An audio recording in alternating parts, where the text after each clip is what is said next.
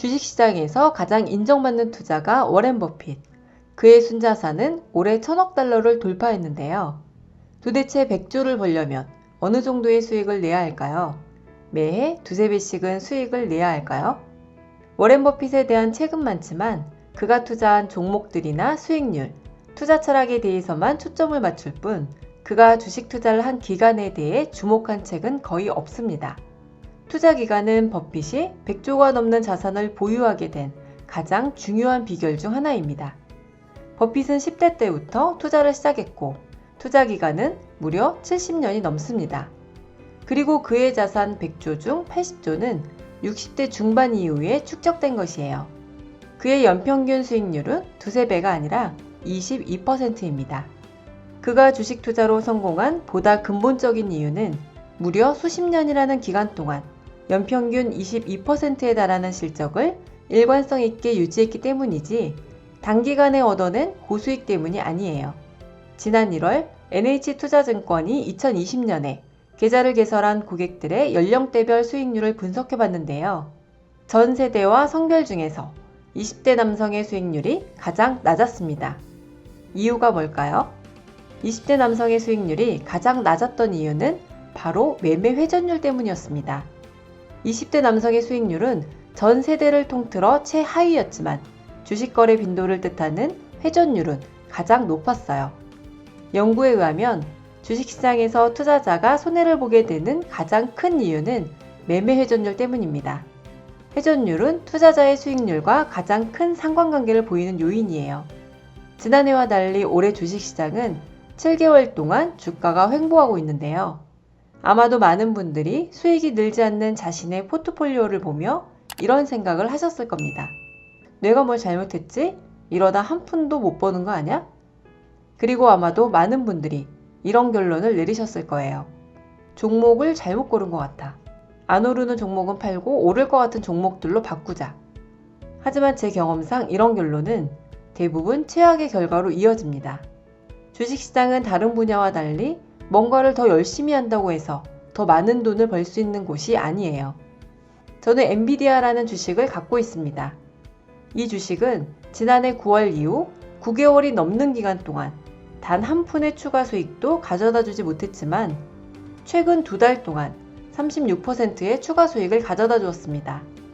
모두가 아는 기업 나이키. 나이키 주가도 9개월 동안 지루하게 횡보했지만 불과 한 달 만에 30%가 올랐습니다. 포토샵과 프리미어 프로로 유명한 어도비. 어도비의 주가는 1년 동안이나 횡보했지만 지난 한 달 동안 18%가 올랐습니다. 보유 주식 중에 수익률이 가장 저조했던 도미노 피자. 저는 1년 동안 이 주식을 통해 단 한 푼도 벌지 못했지만 최근 4개월 동안 50%가 넘게 올랐습니다. 이제 이 주식들의 수익률은 400%, 160%, 110%, 50%가 되었습니다. 아마도 이런 스토리가 못마땅한 분들이 많을 겁니다.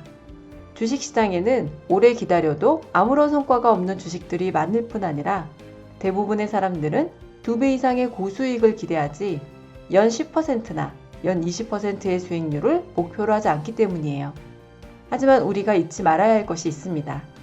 워렌 버핏이나 피터 린치와 같은 사람들이 시장에서 투자의 대가로 인정받게 된 이유는 고수익 때문이 아니라 수십 년간 일관성 있는 실적을 유지했기 때문이라는 사실이에요. 만약에 여러분이 1억을 투자해 연 10%의 수익을 낸다면 여러분의 자산은 10년 후 2억 6천만 원, 20년 후에도 6억 7천만 원 정도에 불과할 겁니다. 하지만 30년 후에는 무려 17억 4천만 원으로 불어나게 돼요. 17억 4천만 원, 부자는 아니지만 적어도 안락한 노후 생활 정도는 즐길 수 있게 해주는 돈입니다. 하지만 그럼에도 불구하고 대부분의 투자자들에게 연 10%의 수익은 너무나 작게 느껴질 겁니다. 대부분의 사람들은 적어도 연 20% 혹은 그 이상의 수익률을 원할 거예요. 하지만 우리가 알아야 할 사실이 하나 더 있습니다. 코스피보다 수익률이 훨씬 더 좋은 미국 증권시장조차 연평균 수익률이 10%를 넘기지 못해요. 그리고 투자자들 거의 대부분은 시장 수익률을 넘기지 못합니다. 시장보다 초과 수익을 낼 수 있는 연 10%보다 더 높은 수익률을 가져갈 수 있다고 얘기되는 거의 유일한 방법이 하나 있습니다. 매매 횟수를 최소화하고 잘 아는 기업을 장기간 보유하는 것. 초보 시절 주가가 횡보해 수익이 늘지 않을 때는 지루해서, 주가가 출렁일 때는 마음이 불안해서 가만히 있을 수가 없었습니다. 그래서 더 많은 투자 정보를 얻으려 했고 더 자주 거래를 했어요. 그리고 결국 돈을 잃었습니다. 주식 투자는 무엇을 해야 하는지가 아니라 무엇을 하지 말아야 하는지를 알아가는 과정입니다. 뜨거운 난로 위에 걸터 앉았다가 화상을 입으면 난로 위에 앉으면 안 된다는 사실을 알게 돼요. 돈을 잃어버리는 경험을 통해서 저는 정보량과 수익이 비례하지 않는다는 사실을 깨달았습니다. 거래를 많이 할수록, 투자 판단을 많이 할수록 수익은 오히려 작아진다는 사실도 알게 되었어요. 세계 최고의 기업인 애플과 아마존, 두 기업의 주가는 지난 5년 동안 5배씩 올랐습니다. 우리가 매일 사용하는 네이버와 카카오, 두 기업의 주가는 각각 3배, 8배 올랐습니다. 이제는 모르는 사람이 없는 신발 브랜드 크록스. 크록스의 주가는 무려 16배가 올랐어요. 우리는 주변에서 애플이나 아마존, 네이버나 카카오의 주식을 사봤다는 사람을 아주 쉽게 찾을 수 있습니다.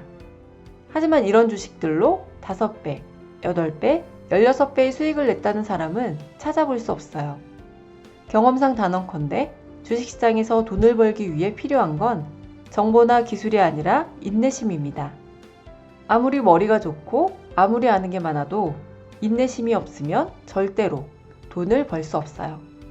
좋은 주식을 골랐다고 생각했지만 수익이 정체되어 마음이 답답할 때, 오랜 기간 횡보하는 주가 때문에 주식을 매매하고 싶어질 때, 이 말을 꼭 떠올려 보시기 바랍니다. 주식시장은 머리가 아니라 엉덩이로 돈을 버는 곳입니다. 정말로 뛰어난 기업을 발굴했다면 계속 보유하세요. 제대로 이해할 수 있는 회사를 평생 5개만 발견해도 여러분은 큰 부자가 될 수 있습니다. 지금까지 YZTV였습니다.